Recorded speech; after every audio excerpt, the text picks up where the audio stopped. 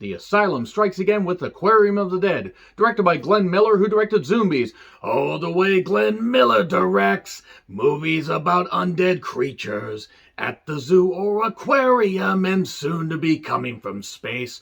Assuming that I did not just totally wreck your ears with that terrible, terrible rendition of that, let's talk about Aquarium of the Dead. If you haven't figured it out, it is, wait for it, about aquatic life that is undead. I know that's a bit shocking because the title is so goddamn nuanced, and when you watch a movie called Aquarium of the Dead, you would have to expect that a movie called Aquarium of the Dead wouldn't exactly be well written, well directed, or well shot, or anything. It's also from The Asylum, who did the Sharknado movies and did Atlantic Rim and a whole bunch of stuff.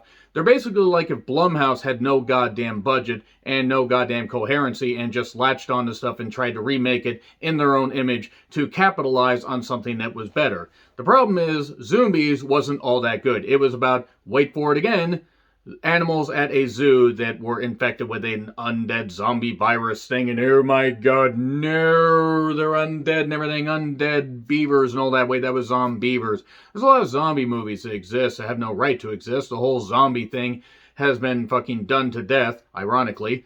And so, Aquarium of the Dead. You have Vivica A. Fox in this, who apparently has just resigned herself to slumming it in these type of movies. Maybe she enjoys it. I don't know. I mean, nothing against Vivica A. Fox. She was never, like, going to be an A-list actress.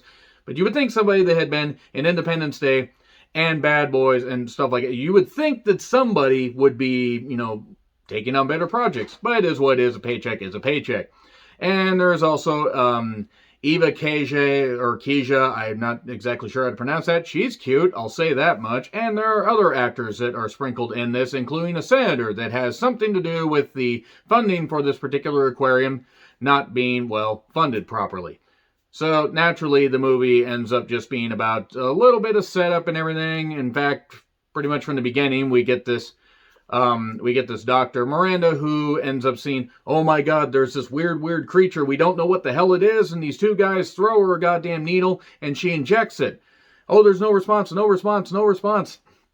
And it turns out to be a giant octopus. My god, the octopus is back to life and everything. Great, a zombie octopus. That's just what we fucking need in this world. But they experience tentacle difficulties. Oh yes, I've got puns for this one. And I'm not actually totally sure on, the gender, or if the gender even goddamn matters with a zombie octopus.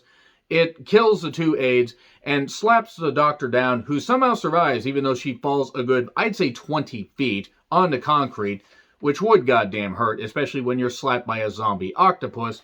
And yeah, then we go to the aquarium and we get the various people. We get a guy, Daniel, who's like a long-haired hippie. Get a haircut, hippie. And he takes a guy named Skylar out on his birthday to do a little bit of a tour and everything. And then there's Miranda, who's played by Eva and everything. There's various other people throughout this entire goddamn movie that are just around and having fun and whatever. And there's not a whole lot to this movie. Basically, it's just people at an aquarium. The senator comes in with his aide.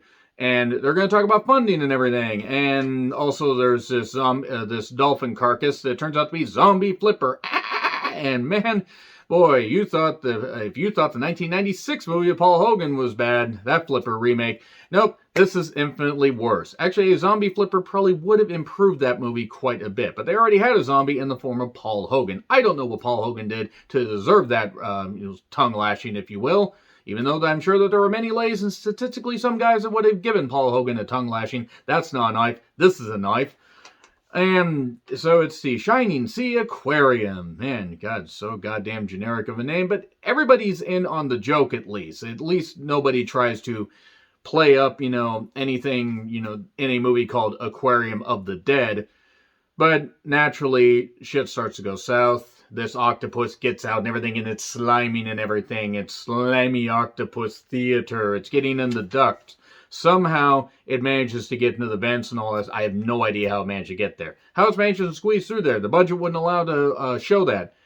So basically we get other zombified creatures and everything, and that's really about it. Some people get bitten, some people get bitten once and twice shy, some people get bitten twice, some people get scratched and are okay. We get weird spider crabs that kind of remind me of the movie Ice Spiders, which I believe the Asylum also did. What kind of makes sense, because I think they just reused the same special effects footage with a little bit of, like different texturing. I think they literally just take stuff and carbon copy it. But then again, if they make money, what the hell does it matter? You might as well reuse and reuse and reuse and recycle your resources. So yeah, basically everybody's trapped there and they have to find a way to get out. No, these, various plot devices, and somebody may be in on this whole thing that may have caused the senator to get upset and decide that he was going to possibly do something bad with the aquarium. And we have Miranda, who's the gung-ho type and everything. She just wants to get people out of there. And Vivica A. Fox just sits in a cubicle, or like in an office, literally for about 80% of her screen time, which isn't that much to begin with. And that's really about it. People, they sort of hint that maybe we could get a sequel. Maybe we get a hint for another movie that's going on at the same time or soon after. Who knows? Let's just get into spoilers. Like, spoiling a movie called Aquarium of the Dead is necessarily something I need to telegraph. But yeah, it's available on... There's some monster movie trial thing that is part of, but I decided just plunk down some money because what the fuck? I spent money on war. Spoilers! We're going to spoilers. Spoilers for Aquarium of the Dead. Okay, so it turns out this long-haired hippie Daniel actually was supposed to dispose of this experimental drug that caused the zombie octopus and a zombie walrus. Yes, he is a zombie walrus, Ukukachu. And then we get a zombie crocodile. We get various creatures that... We even get zombie otters off screen. They apparently didn't have enough budget to show zombie otters. But they were the otter white meat, and they decided to get out of this very otter situation and decided to go to otter places, if you will. Maybe even otter space. Enough puns right here. For the moment, we get more and more zombie creatures and more people screaming and overacting. We get starfishes that'll make you talk. Sarcasm, Mr. Ow, it's sucking my blood. Okay, that didn't work.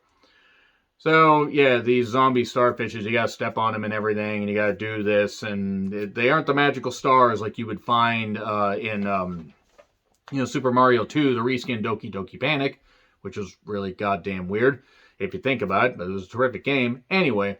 Creatures continue to, do all the stuff that zombie creatures would do, but since they can't see, they have to hunt by sound, which is just something they just hurl in there at literally, I think, within the third act. And everybody eventually gets together in a group. This guy, Skylar, who likes walruses, gets killed by a walrus. Oh no, of course, it's so racist. The black guy dies, shortly after some other people die in the movie, because why not? And then various other creatures die. Oh, it turns out that, wait a second, these two security guards are outside, these two paramedics, and they are hearing about something going on at the Eden Zoo. If the Eden Zoo sounds familiar, it should. It is the setting of the Zombies movie. So it's an undead universe. It's a zombie universe. Zombieverse, if you will.